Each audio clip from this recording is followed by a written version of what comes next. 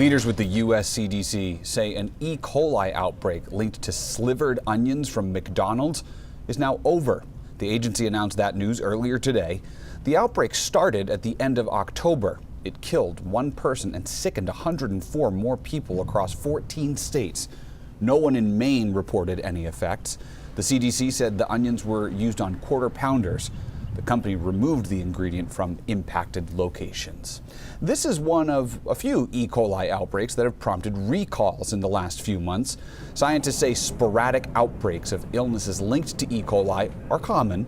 They say symptoms of the illness range from mild to severe.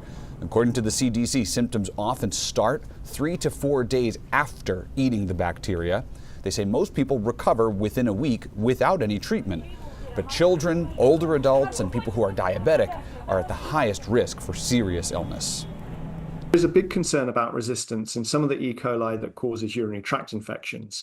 And that is an infection that for most people is extremely unpleasant, but doesn't get worse. But again, in the very young and the very old, that can progress to a very serious bloodstream infection. The U.S. CDC has some recommendations for preventing E. coli infections. Those include cleaning hands, utensils, and surfaces while you cook, using a thermometer to make sure your food is cooked enough to kill germs, and keeping raw meat or seafood separate from the rest of your food.